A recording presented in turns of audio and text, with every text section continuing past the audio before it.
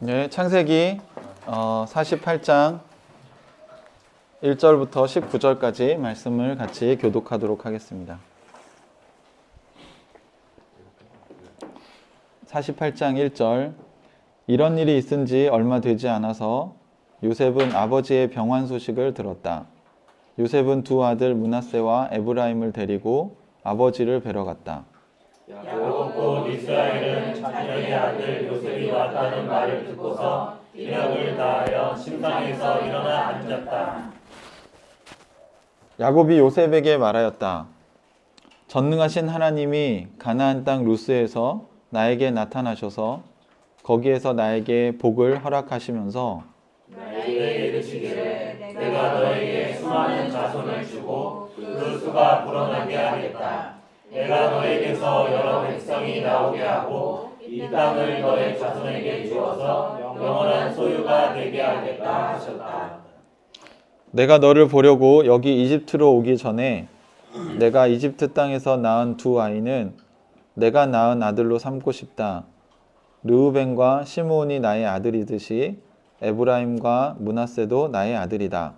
이 두 아이 다음에 낳은 자식들은 너의 아들이다. 이 두 아이는 형들과 함께 유산을 상속받게 할 것이다. 내가 밧단을 떠나서 고향으로 돌아올 때에 슬프게도 너의 어머니 라헬이 가나안 땅에 다 와서 조금만 더 가면 에브랏에 이를 것인데 그만 길에서 세상을 떠나고 말았다. 나는 너의 어머니를 에브랏 곧 베들레헴으로 가는 길 옆에 묻었다. 이스라엘이 요셉의 아들들을 보내서 물었다. 이 아들이 누구냐? 요셉이 자기 아버지에게 대답하였다. 이 아이들은 여기서 하나님이 저에게 주신 자식들입니다. 이스라엘이 말하였다. 아이들을 나에게로 가까이 데리고 오너라. 내가 아이들에게 축복하겠다.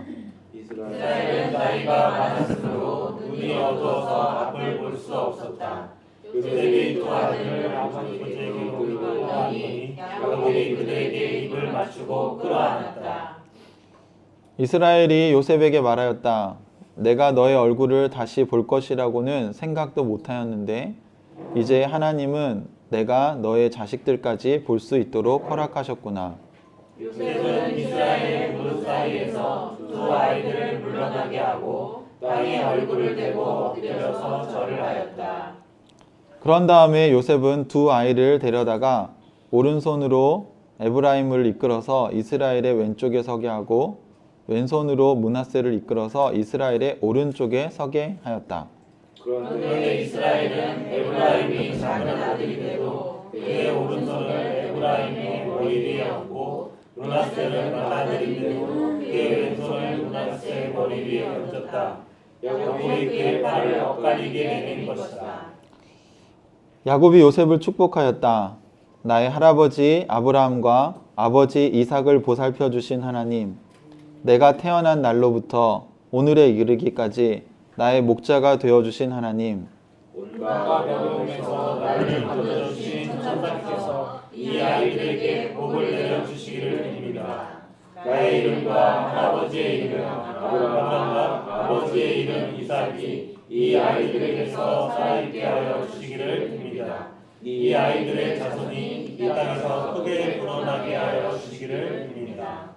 요셉은 아버지가 오른손을 에브라임의 머리 위에 얹은 것을 보고서 못마땅하게 여겼다. 요셉은 아버지의 오른손을 에브라임의 머리에서 므낫세의 머리로 옮기려고 아버지의 오른손을 잡고 말하였다. 아닙니다, 아버지. 이 아이가 맏아들입니다. 아버지의 오른손을 큰 아이의 머리에 얹으셔야 합니다. 그러나 그의 아버지는 거절하면서 대답하였다. 같이 읽겠습니다.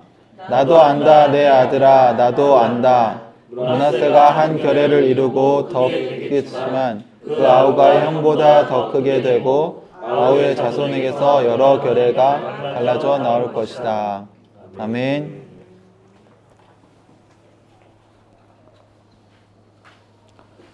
네, 우리가 어제는 야곱이 형 에서를 속이고 이제 장자권을 얻어낸 다음에 이제 형이 죽이려고 하니까 도망쳐서 외삼촌 라반의 집으로 도망가던 중에 길에서 돌베개를 베고 자다가 하나님을 만나는 장면을 같이 살펴봤습니다. 오늘은 야곱이 이제 죽기 직전에 있었던 일을 같이 살펴보려고 합니다. 저희가 이번 수련회 때 회복에 대한 이야기를 같이 좀 나눠보려고 했어요. 그래서 어제는 하나님이 우리의 인생에 찾아오셔서 그 회복의 삶을 어떻게 시작하시는지를 살펴보았다면, 오늘은 하나님께서 계속 인도하셔서 인생의 마지막에 그 회복을 어떻게 완성시키시는지를 좀 같이 보려고 합니다. 물론 사람들의 인생은 되게 다양한 것 같아요. 처음에는 하나님과의 관계를 잘 시작했지만 마지막이 좋지 않은 사람도 있고요.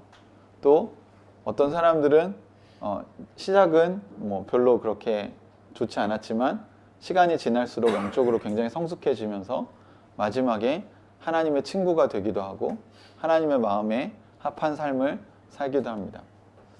또 창세기의 에녹과 같은 사람은 그냥 처음부터 하나님과 동행하는 삶을 살다가 죽지도 않고 하나님의 나라에 이르는 그런 모습을 보여주기도 하고요. 이런 걸 볼 때 저는 이 신앙이라고 하는 게 어떤 공식으로 되어지지는 않는 것 같아요. 하나님과의 관계에서 결국 여러분이 하나님을 어떻게 알고 그분과 소통하고 여러분이 어떻게 하나님의 그 사랑을 누리는가, 또 하나님의 인도하심을 잘 받는가에 따라서 인생의 마지막은 다 달라질 수 있을 거라는 생각이 들어요. 그러니까 사람들은 그냥 예수 믿으면 그냥 뭔가 보장된 삶이라고 착각하는 것 같은데, 실제로는 시작은 했지만 그 완성을 향해서 가는 여정은 사람마다 다 다른 것 같고, 그 완성을 가는 여정 중에 우리가 지금 다 있잖아요. 그러니까 이 여정에서 과연 마지막에 어떤 열매를 맺을 것인가는 여러분의 성숙도에 따라서 달라질 수 있을 거란 생각이 듭니다. 그래서 그냥 신앙생활이라고 하는 게 예수 믿으면 끝난다 라고 얘기하는 건 매우 위험한 발상인 것 같고요. 여러분이 제가 군대 훈련소 입대 얘기를 하잖아요. 군대 입대하면 다 군인이죠. 그런데 제대할 때 어떤 군인으로 제대를 할 거냐는 사실 군 생활을 어떻게 하느냐에 따라 다 달라지는 거죠. 악기를 배우는 것도 마찬가지겠죠. 처음에 기타를 시작하는 건 뭐 비슷할 수 있어요. 그러나 기타를 10년 동안 어떻게 쳤느냐에 따라서 10년 후에 그들의 기타 실력은 당연히 차이가 나겠죠. 어떤 사람은 음악을 누리는 수준에 이르기도 하고 어떤 사람은 여전히 음악을 배우는 수준에 머물러 있을 수도 있습니다. 그래도 뭐 기타를 치는 건 치는 거겠죠. 저는 신앙생활이 그런 것 같아요.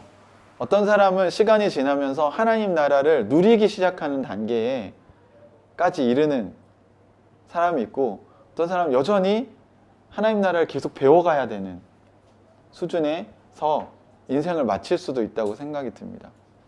절대로 협박하는 게 아니고 하나님 나라를 우리가 배우고 살고 전수하는 단계까지는 그냥 저절로 가지는 않는다는 거예요. 그러니까 신앙생활이 여러분이 예수님을 주님으로 믿는 순간 그냥 이렇게 컨베이너 벨트에 딱 올려진 것처럼 택배 상자 같이 그냥 시간을 때우면 그냥 쭉 가는 게 아니라는 겁니다. 오히려 어떤 사람을 우리가 알아가는 인격적 관계와 같다고 생각을 해야죠. 그 사람과 얼마나 자주 만나고 그 사람과 얼마나 대화를 나누고 그 사람에 대해서 여러분이 어디까지 알고 서로 얼마나 그 라포가 형성되고 신뢰관계가 쌓이고 서로 사랑하는 마음이 깊어지느냐에 따라서 그 관계는 완전히 달라지는 거죠.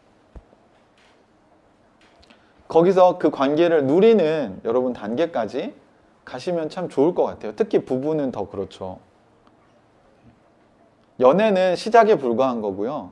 사실은 결혼을 하면서 1단계가 완성된 거잖아요. 이제 우리가 언약을 맺고 이제 우리가 부부가 되었구나. 그 말은 우리가 이제부터 서로를 좀 더 안정적인 관계에서 서로를 더 깊이 알아가면서 이제 서로를 그 누리는 단계까지 이제 성장해 가기를 원하는 거죠. 사실 우리 인생에서 나를 위해서 끝까지 내 옆에 있어줄 사람이 몇 명이나 되겠어요. 그런 신뢰관계는 그냥 결혼식을 했다고 해서 그냥 만들어지는 건 아니라는 거예요. 하나님 나라도 마찬가지죠. 내가 예수님을 믿었으니까 이제 신앙생활이 그냥 저절로 잘 될 거다? 그렇진 않다는 겁니다. 베델에서 야곱은 분명히 하나님을 만났습니다. 우리 어제 살펴봤잖아요. 하나님을 실제로 경험했고 야곱이 뭐라고 얘기했냐면 와, 여기가 하나님의 집이구나. 내가 하나님이 여기 계신 줄을 미처 깨닫지 못했다. 그리고 하나님이 아브라함에게 하셨던 말씀을 또 이삭에게 하셨던 말씀을 야곱에게 동일하게 하시죠. 내가 내 자손에게 이 땅을 주겠다. 그리고 내 자손이 티끌처럼 많아지게 하겠다. 이제 이 언약이 야곱에게 다시 이 말씀이 주어졌어요. 그러니까 할아버지에게 또 이삭에게 주어진 말씀이 아니라 이제 나에게 주어진 말씀이 된 거죠. 그래서 야곱도 하나님께서 나를 말씀하신 대로 나를 지켜서 나를 이 땅으로 다시 돌아오게 하시면 당신이 나의 하나님이 될 것이다. 그리고 내가 하나님께 예배할 것이고 열의 하나를 11조를 하겠다는 얘기도 하죠. 자기가 가진 것에 열의 하나를 하나님께 드리겠다는 얘기를 야곱이 합니다. 자, 그러면 이제 신앙생활이 이제 순탄하게 흘러가야 되겠죠. 그런데 야곱이 벗어나야 될 제가 보니까 두 가지 이슈가 있어요. 하나는 뭐냐면 태어날 때부터 형의 발꿈치를 잡고 태어난 이 승부욕. 어떻게 해서라도 장자권을 가져야겠다는 그 욕심. 수단과 방법을 가리지 않고 엄마의 리브가가 얘기했지만 그래도 아니 그건 정당한 방법이 아닙니다 라고 얘기하지 않고 엄마가 시킨 대로 그 일을 해서 결국 아버지를 속이고 형의 축복을 자신이 장자권을 빼앗게 됩니다.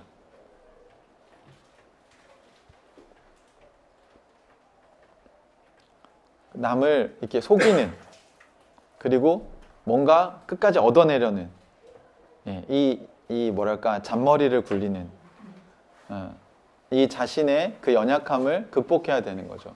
이건 아브라함에게도 있었고요. 이삭에게도 있었고요. 이제 야곱에게도 있어요. 그러니까 결국 이거는 모든 사람들에게 그 연약함이 있습니다. 형태가 다를 뿐이죠.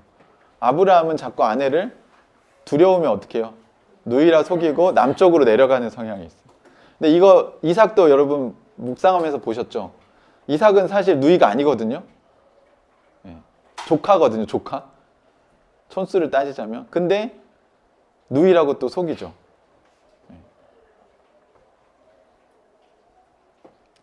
야곱의 문제는 뭡니까? 야곱은 그렇게는 안 하거든요. 자기 아내를 희생시키는 그런 짓은 안 해요. 그런데 야곱은 자기 개인의 목표를 이루기 위해서 속일 수 있는, 거짓말도 할 수 있는 그런 사람이었습니다. 두 번째 이슈는 야곱이 자란 이 원가정에서 엄마와 아빠가 보여준 편애에 있어요. 어제도 잠깐 얘기했지만 아버지는 에서를 사랑하고 엄마 리브가는 야곱을 사랑합니다. 그러니까 이 장자권의 축복이 어디로 가느냐에 이 부모의 양육 목표가 달라요. 우리 오늘 워크숍 계속했는데 이 부모가 서로 어떤 사람에게 장자권을 줘야 될지 합의가 안 돼 있죠. 안 돼 있으니까 남편은 남편대로 당연히 장자한테 주는 거지. 이거는 뭐 기도해 볼 필요도 없는 거지. 아들이 둘이니까 첫째한테 가는 게 당연하지. 그런데 그 첫째가 또 내 마음에 쏙 들어. 막 사냥하고 막 고기 잡아다 주고.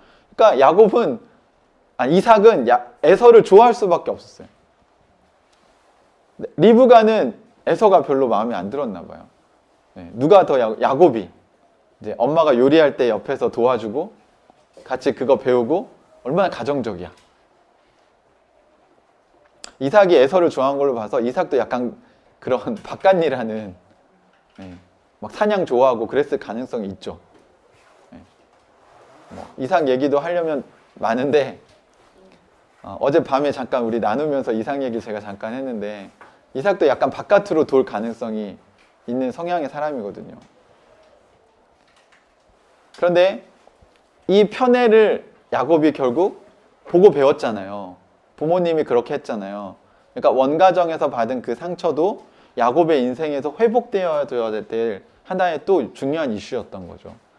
결국 여러분이 이제 야곱의 인생을 쭉 돌이켜 보면 이 두 가지 이슈가, 남을 속이는 문제, 그 다음에 가족의 편애의 문제, 이 이슈가 야곱이 하나님 나라를 누리기 위해서 그의 인생에서 반드시 극복하고 회복해야 될 요소였다는 겁니다.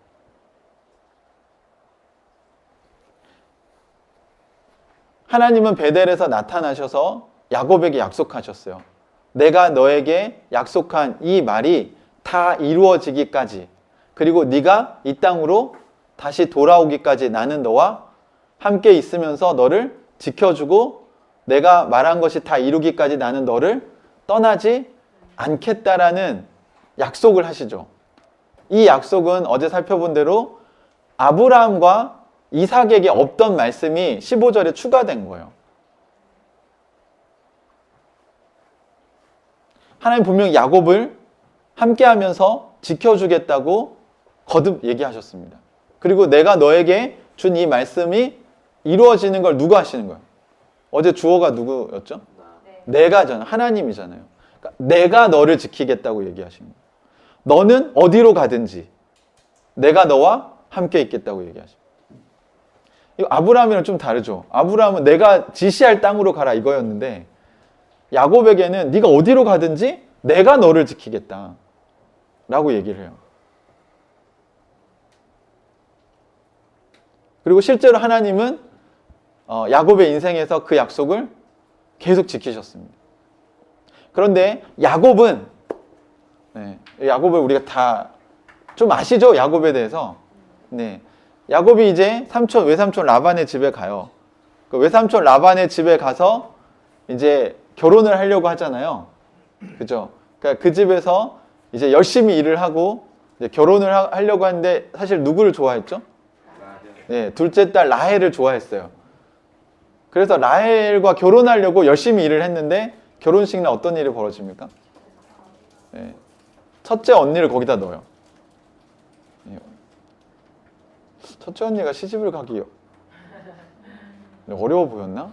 근데 사실 성경은 첫째를 더 좀 좋게 평가하거든요. 근데 어쨌든 외삼촌 라반은 야곱을 속입니다. 그래서 왜 이렇게 했냐라고 따지니까 우리 풍습에는 첫째가 먼저 가야 된다. 사실 이게 좀 설득력이 없죠. 그리고 나서 그러면 어떻게 할 거냐. 그리고 둘째도 라헬도 줄 테니까 또 몇 년을 일을 해라. 그래서 야곱이 또 그 결혼하려고 또 일을 합니다. 그리고 라헬과 결국 결혼을 하고 이제 두 아내를 얻고 그 집에서 거의 대리사위처럼 열심히 일을 하죠.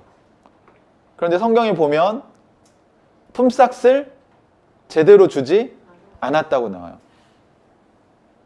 야곱은 사람을 속이면서 시작했는데 이제 본인이 속임을 당하는 인생이 된 거죠. 그러면 뭘 깨달아야 될까요? 이게 속이면서 사는 건 아니구나. 이제 자기가 피해자가 됐잖아. 처음엔 가해자였는데 피해자가 됐잖아요. 그죠? 그러면 거기에 대한 어떤 반성이 있어야 돼요. 여러분 회복하시려면 여러분의 연약함이 여러분이 가해자가 될 수 있다는 거 생각하셔야 돼요. 자꾸 사람들은 내가 피해자라고만 생각해요. 내가 받았던 상처, 내가 힘들었던 것만 생각하는데 여러분이 자녀였을 때는 그럴 수 있는데 여러분이 부모가 됐잖아요. 그럼 이제 힘과 권력이 누구에게 있어요? 부모에게 있죠. 그러니까 여러분이 모르는 사이에 우리는 아이들에게 상처를 줄 수 있습니다. 그거에 대해서 오늘 우리가 워크숍 하면서 같이 많이 점검해 봤잖아요. 야곱은 외삼촌 라반에게 이렇게 당하고 나서 어떤 전략을 쓰냐면 줄무늬 있는 거, 점 있는 거, 검은색 양을, 그 당시에는 그런 양들이 좀 약간 흠이 있다고 생각해서 꺼리기도 했고 사실 잘 나오지 않았어요. 유전학적으로 원래 그렇게 약간 돌연변이들은 잘 안 나오잖아요. 근데 성경에 보면 무슨 물풀의 나무나 뭐 플라타스 나무 이렇게 껍질을 벗겨서 이게 얼룩덜룩한 걸 보여주면 임신할 때 그러면 이제 그렇게 된다. 이게 과학적으로 말이 안 되는 건데 야곱은 경험상 그게 그렇다고 믿었던 것 같아요. 근데 그게 맞았는지 모르겠으나 어쨌든 그게 통합니다. 그리고 성경에 보면 야곱이 라반 몰래 건강한 암양이 임신할 때는 그렇게 해서 점이 있거나 줄무늬가 있거나 어머니 양이 나오게 하고, 약한 암양이 임신을 하면 그렇게 안 해서 그냥 흰 양이 나오게 했다고 나와요. 그러니까 이게 이제 과학적으로 말이 되냐, 이거는 뭐 성경이 그렇게 표현을 한 거니까. 예. 만약에 맞다면 야곱은 자신이 수십 년 동안 양을 키우면서 알았던 그 노하우를 가지고 결국 외삼촌이 나한테 임금을 안 주니 또 본인의 머리를 굴려서 또 잔머리를 써서 뭔가 튼튼한 양들은 다 자기께 되게 하고 그렇지 않은 양들은 삼촌의 것이 되도록 그렇게 만들죠. 그리고 이제 점 있고 이런 양들이 나오니까 그 양들은 건강한 양들이고 이 양들을 또 교배시키면 또 거기서 재산이 막 이제 불어나겠죠. 그때부터는 유전적으로 그렇게 되겠죠. 그러니까 야곱이 살아가는 인생을 해결하는 방식을 보면 하나님께 기도하고 하나님께서 자신을 인도하시는 것을 따라서 사는 게 아니라 여전히 본인의 지혜와 본인의 경험으로 문제를 해결해 나갑니다. 그리고 그게 또 인생에서 어느 정도 먹혀요, 여러분. 이게 똑똑한 사람일수록, 자수성가한 사람일수록 이 넘어가야 될 신앙생활의 하나의 장벽인 것 같아요. 그러니까 기도 안 해도 뭘 인생의 문제를 잘 해결해. 그런 능력이 있어. 그러면 하나님을 별로 찾지 않죠. 오히려 이런 사람들이, 여러분, 오히려 더 하나님의 지혜를 구하고 조금만 더 겸손한다면 어쩌면 하나님의 나라를 더 많이 누릴 수 있을 텐데, 오히려 능력이 있는 사람들이 인간적인 능력을 사용해서 오히려 하나님을 찾지 않고 모든 걸 계산적으로 본인의 능력으로 해결해 나가려는 습성이 있습니다.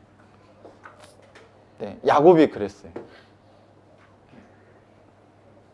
그리고 어떻게 그 삼촌의 집에서 나오게 되냐면 성경에 보면 외삼촌의 낯빛이 바뀌어요.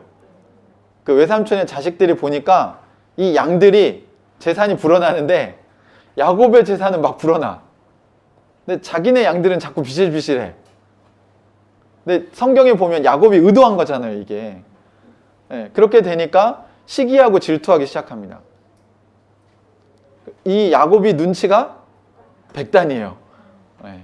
그 눈치를 딱 채고 아내들 불러놓고 이제 과거에 하나님이 하셨던 말씀을 꺼냅니다. 지금까지는 그렇게 안 살다가 자신이 이제 또 도망가야 될 시기가 되는데 이제는 하나님을 핑계대고 도망가죠. 그러니까 레아와 라헬이 이제 따라가겠다고 얘기를 합니다. 그래서 야밤도주예요, 사실.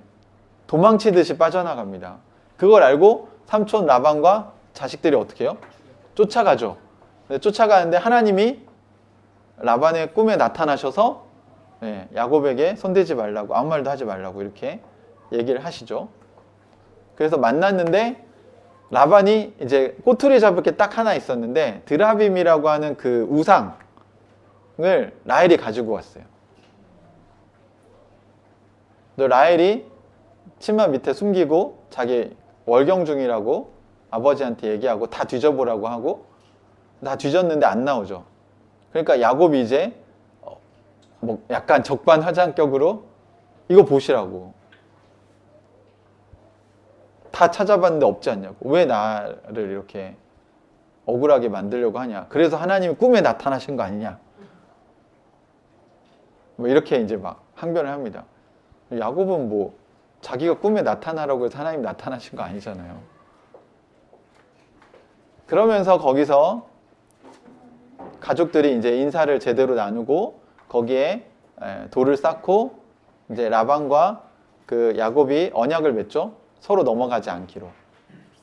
그렇게 하고 마무리하고 야곱이 이제 이스라엘 가나안 땅으로 돌아옵니다. 그 가나안 땅에 돌아와서 그 요단강을 건너는 그 야복강 나루터에서 어떤 일이 벌어지죠? 이제 야곱에게 이 머리를 굴려도 이게 해결이 될지 안 될지 모르는 문제가 하나 있는데 형 에서가 오면 과연 자기를 살려줄 것인가 죽일 것인가. 이게 본인이 고민한다고 해결이 돼요, 안 돼요? 안 되죠. 그러니까 자신이 할 수 있는 최선의 전략을 짭니다. 그래서 맨 앞에다 선물을 몽땅 보내고 그 다음에 첩의 자식들을 보내고 그 다음에 레아의 자식들을 보내고 그 다음에 라헬, 가장 자기가 사랑하는 아내인 라헬 놓고 맨 뒤에 누가 있어요? 자기 야곱이 남아요. 이거 되게 비겁한 지도자 아닙니까? 아니 사고는 자기가 쳤잖아요. 야곱은 그 두려움 때문에 거기에 머물러서 야복강 나루터에서 천사와 씨름하는 장면이 있죠. 나를 축복하지 않으면 내가 가지 않겠다. 네. 어제 제가 잠깐 나눴지만 그때 씨름해서 결국 동틀 때까지 버텨가지고 마치 이긴 것처럼 보여지지만 여러분 천사가 야곱을 못 이겨서 그렇게 했을까요? 그게 아니죠. 야곱 안에 있는 그 두려움, 그 뭐라고 할까요? 비겁함.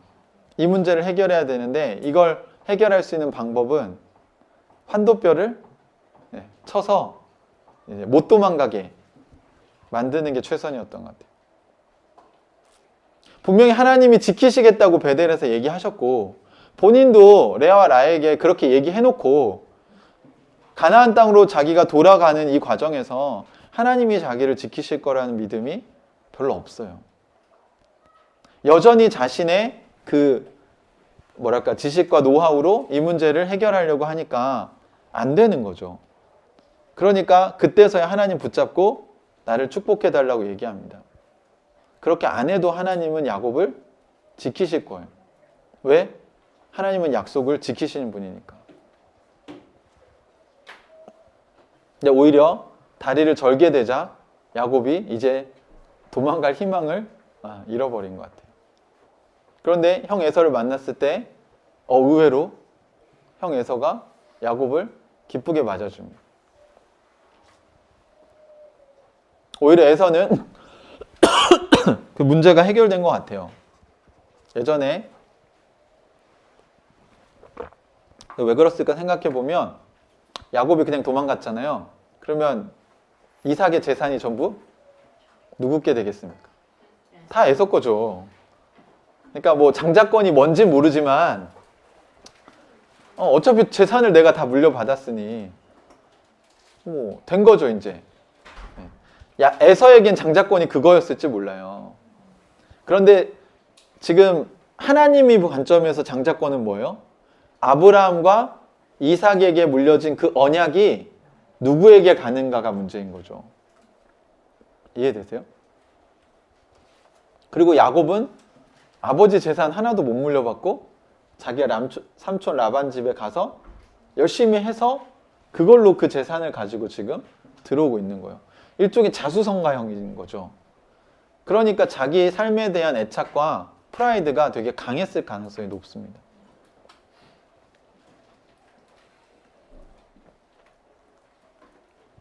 그러니까 야곱도 장자권이 뭔지 모르고 탐을 냈고 에서도 야곱 죽이려고 한 게 이게 뭔지 모르고 죽이려고 한 거고 재산 다 뺏어가는 줄 알고. 근데 야곱은 갖고 자기는 아버지 집에 머물면서 재산 다 그대로 이어받았고, 야곱은 형 무서워서 오지도 못했고 몇십 년 동안. 근데 에서가 볼 때 뭐 별거 없네? 야곱이 돌아올 때 그냥 다 환영하죠.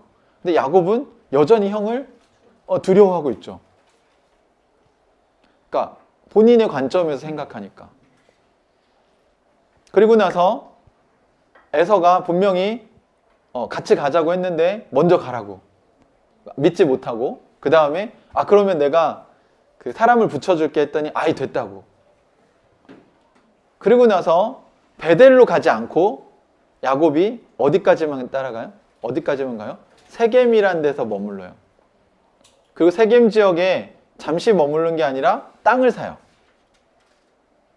그 족장 하몰에 돈을 주고 땅을 삽니다. 땅을 샀다는 건 거기에 정착하겠다는 거죠. 여전히 에서가 부담되는 거예요. 야곱은 자기 생각에.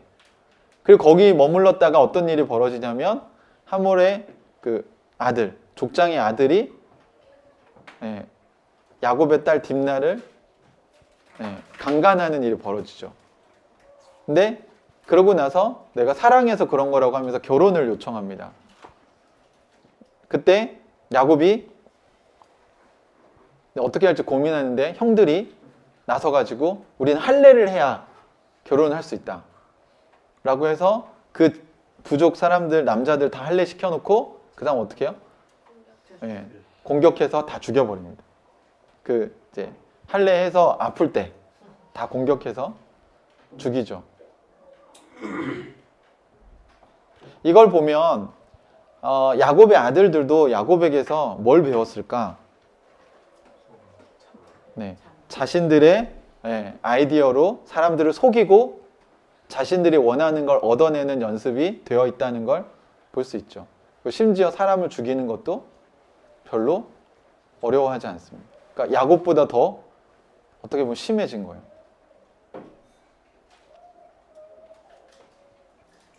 야곱은 이 문제에 대해서 어떻게 하지 못할 때 하나님이 야곱을 베델로 가라고 얘기하십니다.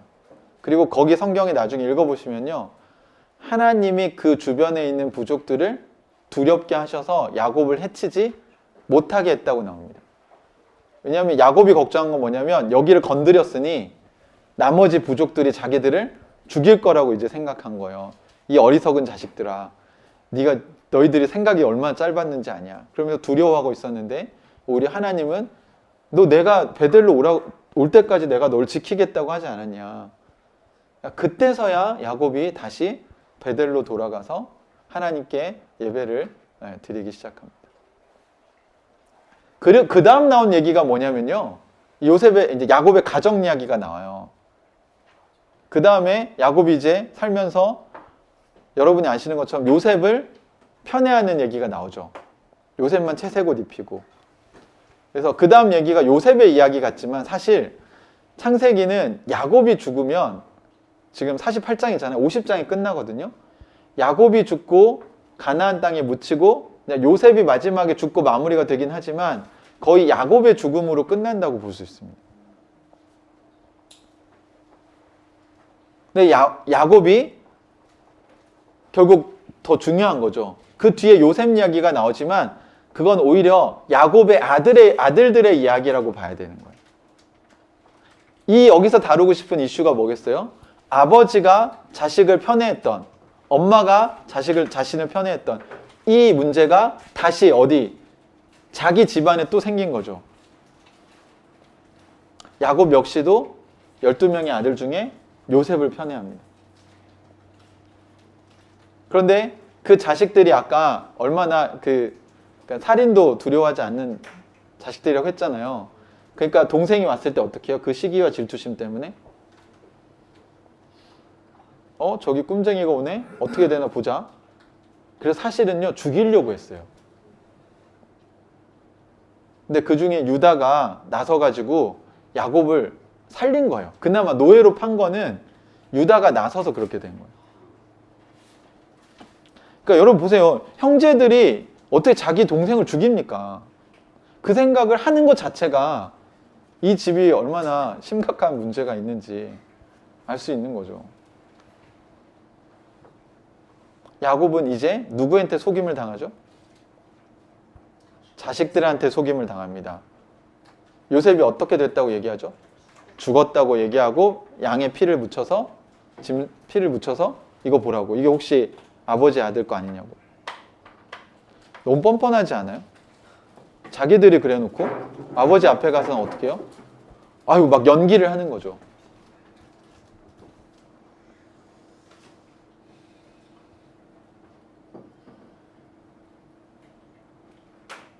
야곱의 인생을 한번 보십시오. 네. 속이면서 시작해서 나중에 본인이 속고 심지어 자기 자식들한테도 속고 인생에서 그가 겪은 고통은 뭐예요? 자기 가장 사랑하던 자식이 자기보다 먼저 죽은 거예요. 실제는 안 죽었지만 야곱은 죽었다고 믿었겠죠. 그러니까 자식과의 사별을 경험한 겁니다. 그것도 가장 자기가 아끼고 사랑하는 자식이 죽은 거죠. 누구 때문에 죽었을까요? 자기 때문에 죽은 거예요. 왜냐하면 그 심부름을 누가 보냈어요? 야곱이 보냈거든요. 야곱이 요셉이 죽었다고 했을 때 누굴 가장 많이 자책했겠어요? 본인이죠. 그리고 하나님 얼마나 원망했겠어요?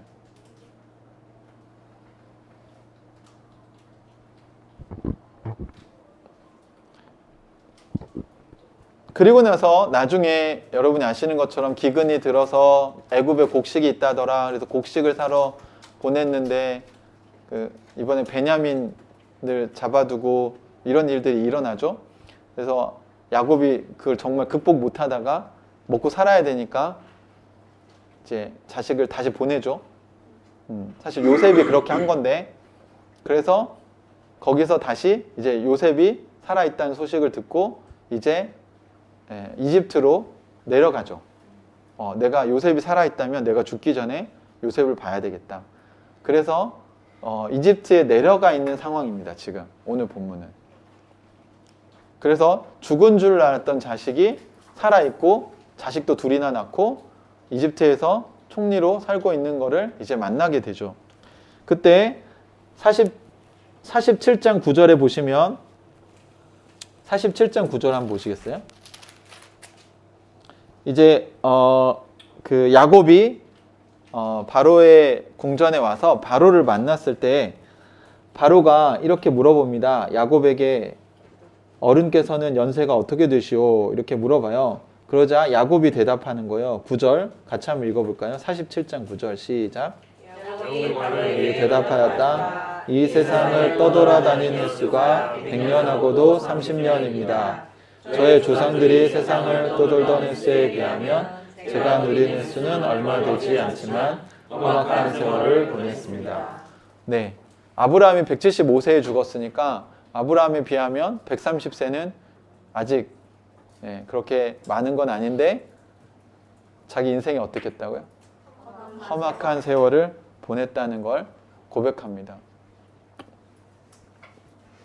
야곱은 언제 자신의 인생에 그 문제들을 완전히 극복을 했을까?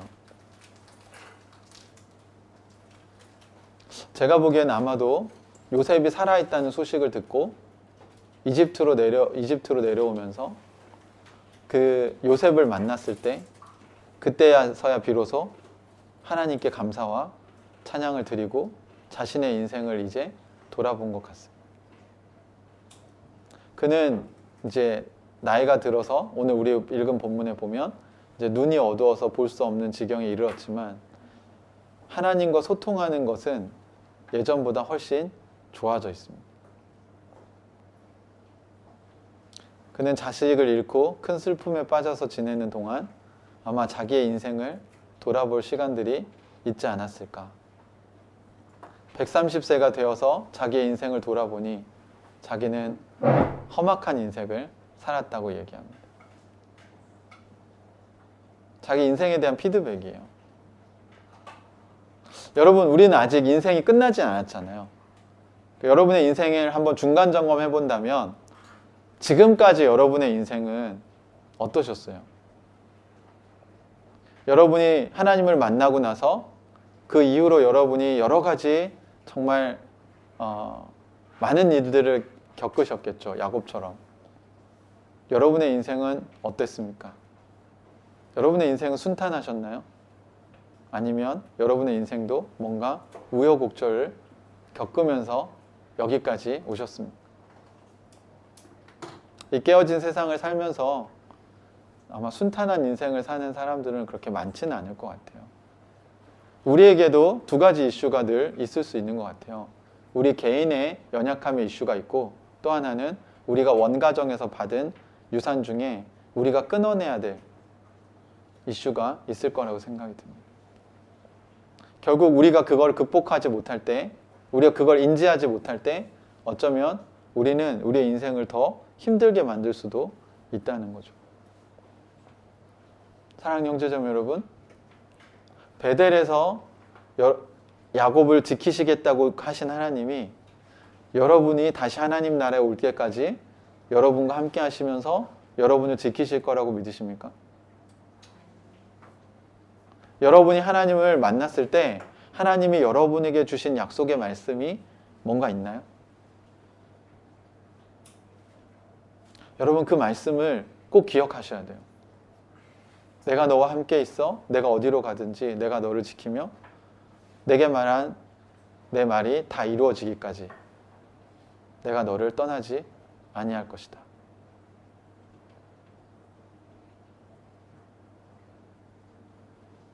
예수님은 맨 마지막에 제자들에게 이렇게 얘기했습니다. 볼지어다 세상 끝날까지 내가 너희와 항상 함께 있으리라.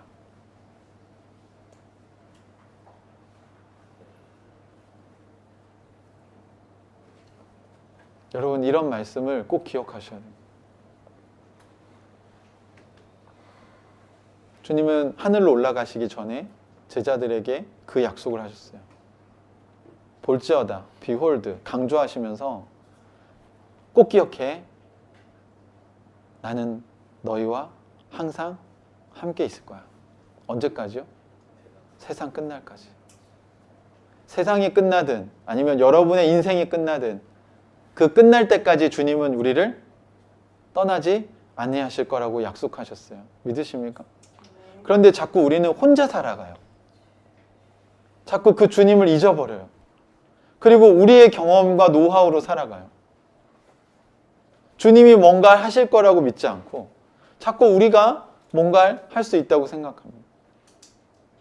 주님과 동역을 해야 되는데 그냥 내가 혼자 하거나 아니면 주님께 다 맡기거나 그게 아니라 하나님과 소통하면서 우리가 해야 될 일과 주님이 하실 일을 같이 여러분 생각하셔야 돼요.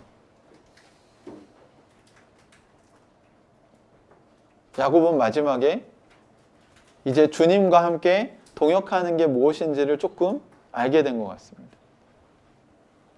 오늘 여러분이 읽으신 48장은 이제 요셉이 아버지의 병환 소식을 듣고 요셉은 두 아들 므낫세와 에브라임을 데리고 아버지를 만나러 갑니다.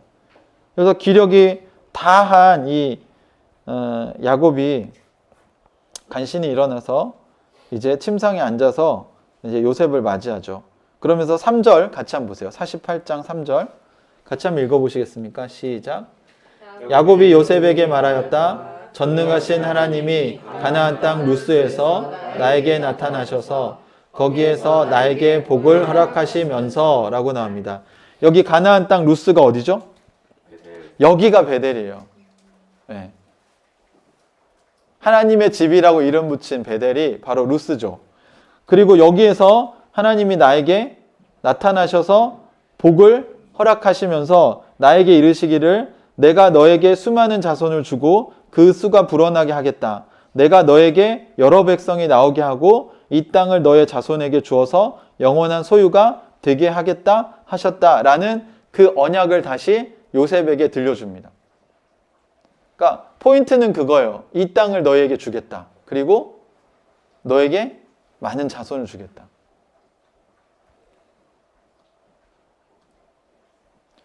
이 언약을 다시 이야기하면서 야곱이 덧붙인 얘기가 내가 너를 보려고 여기 이집트로 오기 전에 내가 이집트 땅에서 낳은 두 아이는 내가 낳은 아들로 삼고 싶다.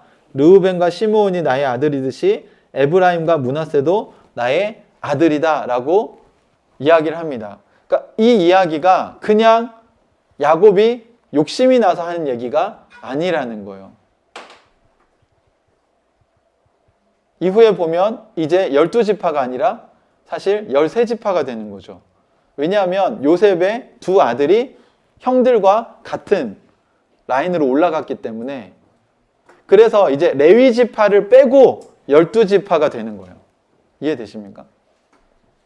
그러니까 레위지파를 뺀 나머지가 땅을 유업으로 받게 되는 겁니다. 여기서 에브라임과 므낫세 우리는 이렇게 익숙해 있잖아요. 근데 실제 첫째 아들은 누구예요? 네, 므낫세, 에브라임 이렇게 되는 거예요. 그래서 48장 처음에는 요셉이 두 아들 므낫세와 에브라임을 데리고 갔다 이렇게 나오잖아요. 근데 이 순서가 언제 바뀌냐면 오늘 48장에서 야곱이 기도하면서 이걸 바꿔놔요. 원래 므낫세가 장자고 에브라임이 차자입니다. 그런데 야곱이 이 둘을 축복 기도하면서 어떻게 해요? 손을 이렇게 크로스 시킵니다. 요셉이 아버지가 지금 기운이 없고 눈이 어두우니까 알아서 자 오른손에 장자 므낫세를 놓고 왼손에 에브라임을 데려다 놨어요. 이렇게 친절하게 그냥 손만 뻗으시면 되도록. 그런데 야곱이 그 없는 기력으로 이걸 이렇게 굳이 이걸 이렇게 하는 데는 하나님의 뜻이 무엇인지 야곱이 알았기 때문입니다. 이 장면이 사실은 이삭을 극복한 거예요. 이삭은 이걸 극복 못했어요. 이삭은 나중에 알았어요. 그렇죠? 사실 이삭이 이렇게 했어야 되거든요. 그 장자에 대한 그 자기의 선입견을 내려놨어야 돼요. 문화적 선입견. 그냥 장자에게 모든 게 물려진다. 이 생각을 버리고 하나님께 물어봤어야죠. 그랬다면 야곱과 에서가 이렇게 될 일이 없었겠죠. 결국 아버지가 그 리더가 어떻게 결정하느냐에 따라서 그 가정에 문제가 결판 나는 거예요. 믿든 믿지 않든 가장의 역할은 너무 중요합니다, 사실. 그런데 야곱은 드디어 그걸 극복했어요.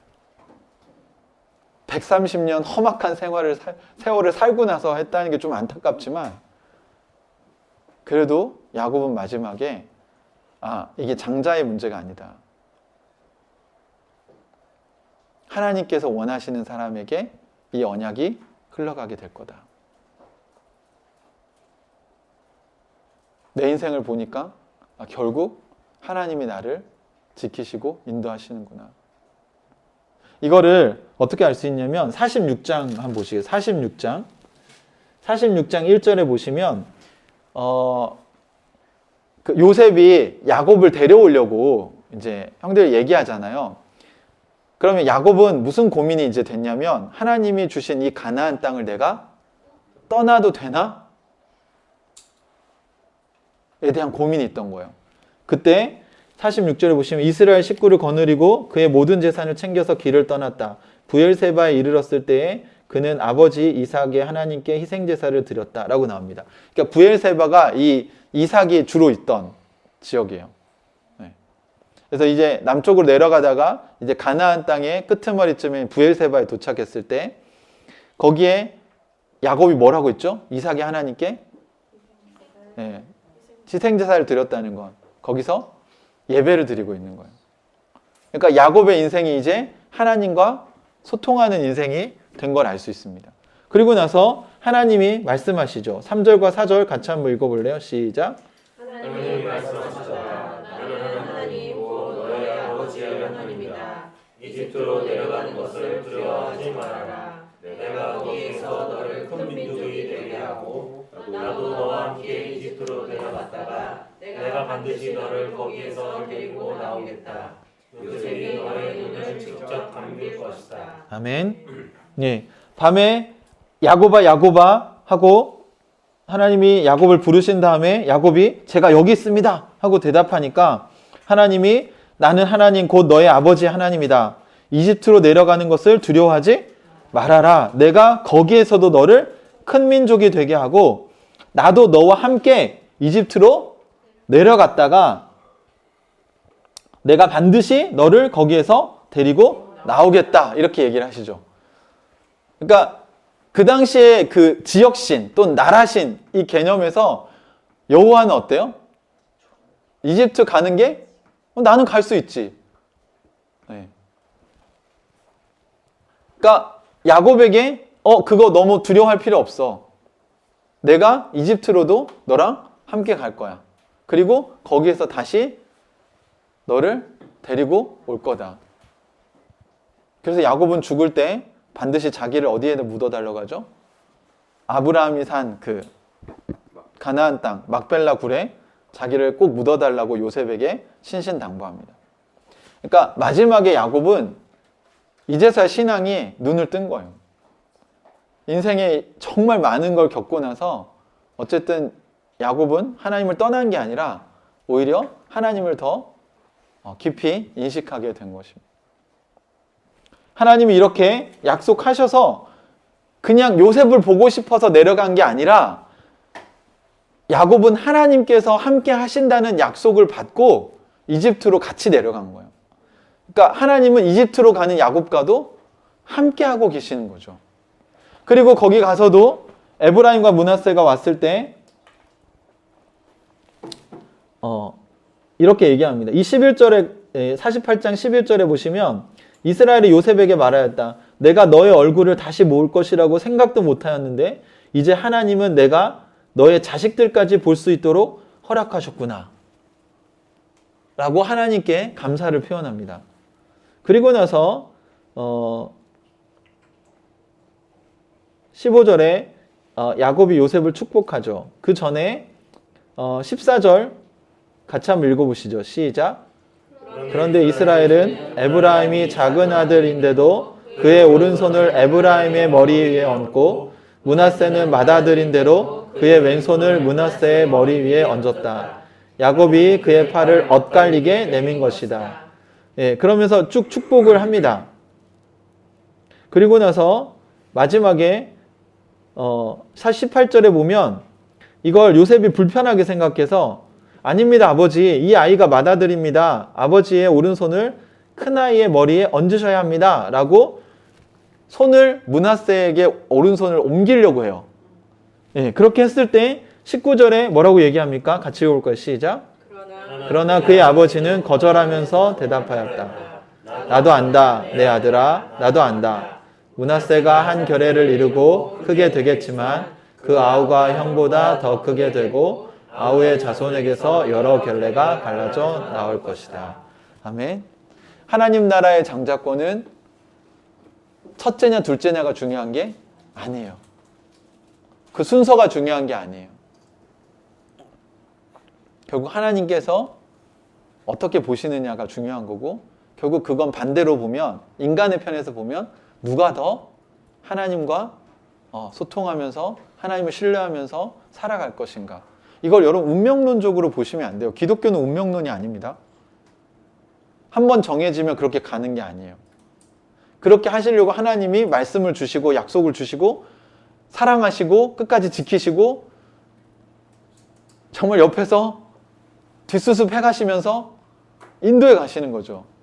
경로를 이탈하면 경로를 재탐색해 주시고 거기서 또 낭떠러지에 빠지면 또 건져주시고 그래서 하나님의 약속하신 말씀이 이루어질 수 있게 하나님이 정말 최선을 다해서 도우시는 겁니다. 그럼에도 불구하고 만약에 순종하지 않는다면 어쩔 수 없는 거죠. 그 얘가 누굽니까? 아브라함의 아버지 데라. 가나안 땅을 향하여 출발했지만 그냥 하란에서 끝났어요. 그거 어떻게 하겠어요? 만약에 운명론적이라고 하면 무조건 갔어야죠, 가나안 땅에. 뭐 하나님이 이렇게 들어서라도 옮기셨겠죠.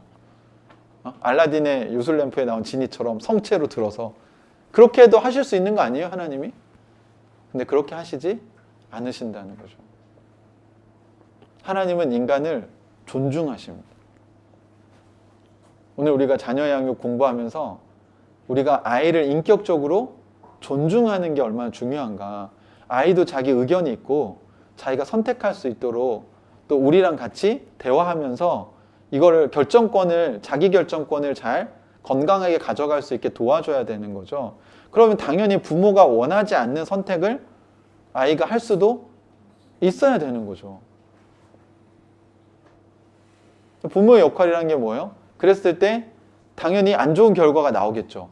그 안 좋은 결과 뒷수습을 누가 해요? 부모가 하는 거죠. 왜? 하나님이 우리를 그렇게 인도하시거든요. 그러니까 이 하나님의 사랑을 깨달아야만 우리가 좋은 부모가 될 수 있는 거예요. 우리 안에는 그런 사랑은 없어요. 무조건적인 사랑이 우리 안에 있다고요? 그렇지 않아요. 우리는 다 조건적이지. 언제 무조건적인 사랑을 할 수 있습니까? 하나님의 은혜가 우리 가운데 있을 때 가능해요. 하나님이 나를 그렇게 사랑하셨구나. 여러분의 인생을 중간점검 해봤더니 내가 여기 지금 와서 내가 이렇게 이만큼 살아가는 게 은혜구나. 내가 엇나갈 수 있었는데 하나님이 나를 그때 건지셨구나. 제 인생도 뒤돌아보면 신앙을 버리고 벗어날 만한 시점들이 좀 있었어요.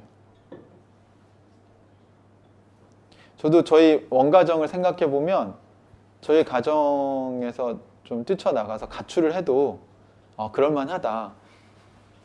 예. 저희 부모님이 아주 심각하게 싸우셨을 때는 정말 가출을 해도 아마 여러분이 용납해 주실 만한 이유를 저도 갖고 있습니다. 대학교 1학년 때는 신앙의 회의에 빠져서 신앙생활 그만두려고 했습니다. 예. 교회 다니는 사람들은 진짜 다 세뇌당했다고 생각했고 하나님 없는데 있다고 치고 믿는 거 아니야? 자기들 하나님 만나봤나? 하나님 어디 있어? 제가 교회를 열심히 다녀봤지만 하나님 없다는 생각이 들기 시작했고 그때도 제가 신앙을 버리려고 했죠. 저는 그 수련회 일주일 동안 수련회 하는 장소에 올라가서 기도할 때 하나님이 있는지 없는지 제가 잘 모르겠는데 하나님 있으면 한번 나타나 보시라고.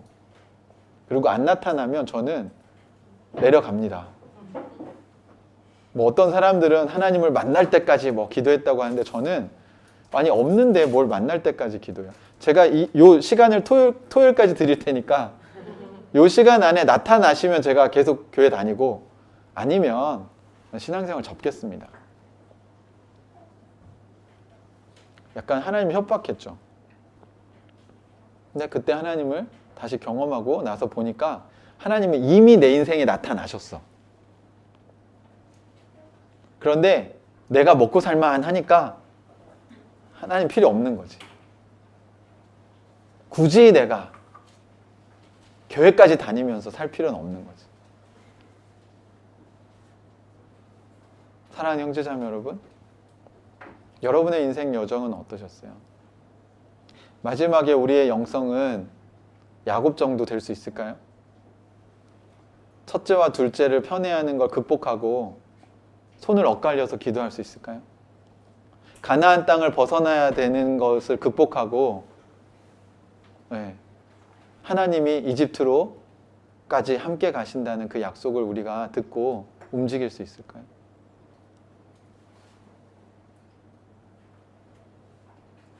아마 야곱이 이집트로 물론 요셉을 봐야 돼서 내려가야 됐지만 아브라함이 하란을 떠나서 가나안으로 오는 것만큼 가나안 땅을 떠나서 이집트로 내려가는 게 야곱에게는 그렇게 쉬운 일은 분명히 아니었을 겁니다.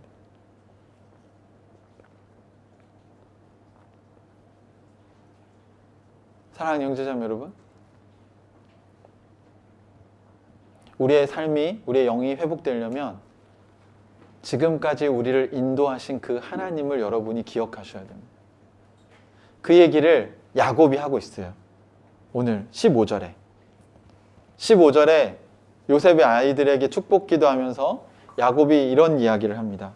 같이 한번 읽어봅시다. 15절 시작. 야곱이 요셉을 축복하였다. 나의 할아버지 아브라함과 아버지 이삭을 보살펴 주신 하나님, 내가 태어난 날로부터 오늘에 이르기까지 나의 목자가 되어주신 하나님. 예, 여기 보시면 언제부터? 네, 일단 아브라함을 할아버지 보살펴 주셨고, 아버지 보살펴 주신 하나님을 베델에서 만났잖아요. 그죠? 하나님 나타나실 때 그렇게 소개했잖아요, 자기를. 근데 이제 그 하나님이 내가 태어날 때부터 지금까지 나의 목자가 되어주신 하나님. 그러면서 온갖 어려움에서 나를 건져주신 천사께서 이 아이들에게 복을 내려주시기를 빕니다. 이렇게 얘기합니다. 이제 야곱은 깨달았어요. 온갖 어려움에서 내 힘으로 빠져나온 게 아니라, 내 능력으로 한 게 아니라, 내가 잔머리 굴려서 된 게 아니고 하나님의 은혜였구나. 내가 베델에서 하나님을 만났을 때부터 하나님 나를 인도하신 게 아니라 내가 태어날 때부터 하나님 지금까지 나를 인도하신 거구나. 여러분이 예수님을 믿은 다음부터 주님이 여러분 인도하신 게 아니고요. 여러분이 태어날 때부터, 모태에서 만들어질 때부터 하나님은 여러분과 함께 하셨다고요.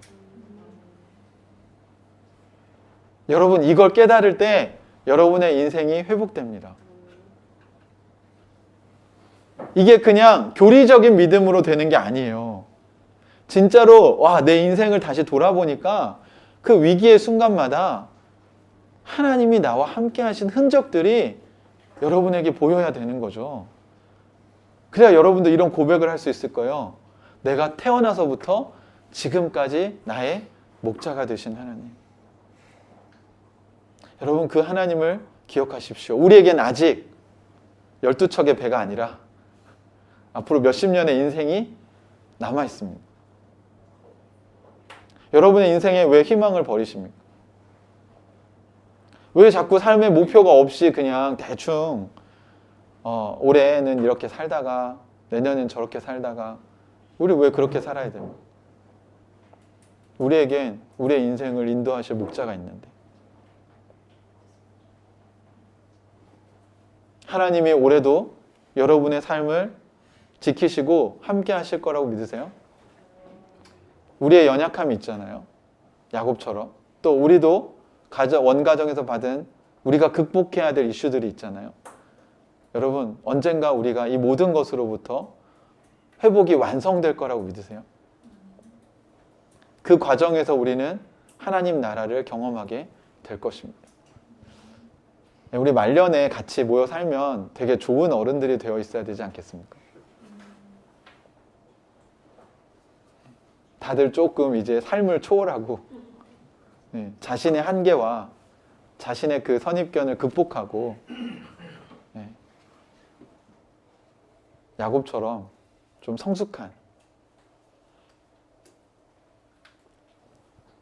모습으로, 아버지 이삭을 이제 드디어 극복한 야곱의 모습으로, 그리고 요셉의 아들들도 이제 내 아들이다. 하나님이 이렇게 하기를 원하시니까 그렇게 하는 거죠.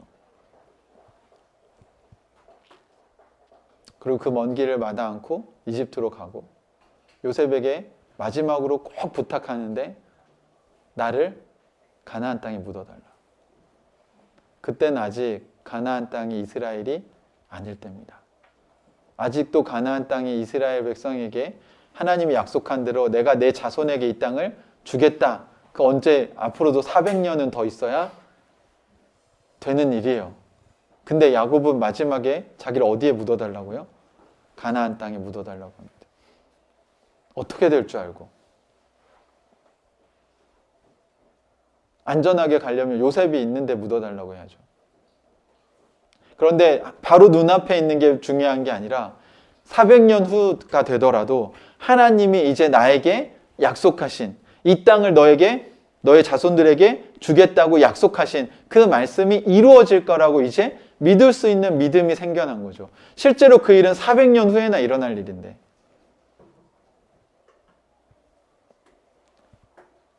사랑하는 형제자매 여러분, 우리 하늘가족교회가 당장 몇 년 안에 막 부흥하고 뭐가 되는 건 사실 우리의 꿈이 아니기를 바랍니다. 저는 그런 비전을 갖고 있지는 않습니다. 하지만 시간이 지나서 하나님이 이 땅에 교회를 세우신 이유가 하나님의 영광을 보여주는 공동체가 되기를 원하셨다면 저는 우리 교회가 그 시작이 되었으면 좋겠어요.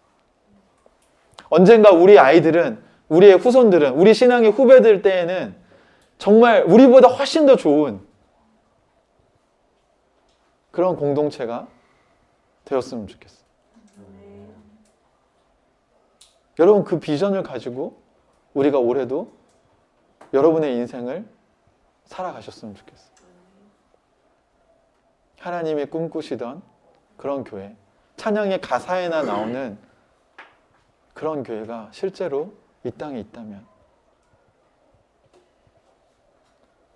이 세상에 깨어진 세상에 고통받고 있는 찾는 이들과 사회적 약자들에게 도움을 줄 수 있다면 그 무조건적인 하나님의 사랑이 흘러가는 그런 통로가 될 수 있다면 우리의 인생이 결코 헛되지 않은 거 아닐까요? 우리는 이름도 없이 빛도 없이 그냥 살다가 갈 수 있어요. 하지만 하나님이 우리에게 약속하신 그 주님의 나라는 반드시 이 땅에 이루어질 것입니다. 당신의 백성들을 통해서. 저는 여러분의 잃어버린 꿈이 회복되었으면 좋겠고 그 꿈에 반드시 이 하나님의 꿈이 들어갔으면 좋겠습니다.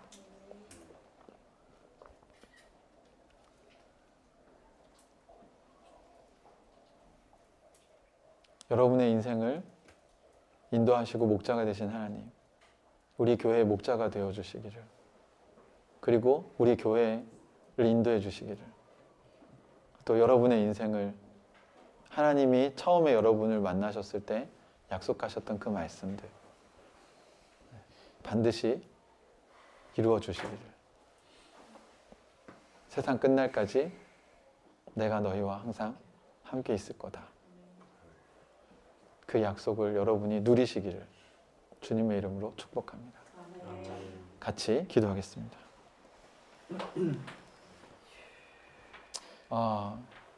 볼지어다 세상 끝날까지 너희와 항상 함께 있으리라, 이 말씀을 생각하니까 얼마 전에 우리 전주시 기독교 근대역사 박물관에서 그 성경 구절을 봤던 게 떠오릅니다. 거기에 있는 수많은 선교사들이 그 약속의 말씀을 믿고 우리 조선 땅에 온 거 아닐까요?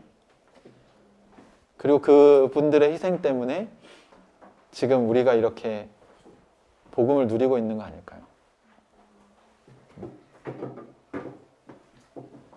우리는 지금 교회가 점점 힘들어지고 하나님 나라가 위협받는 세상을 살아가고 있는데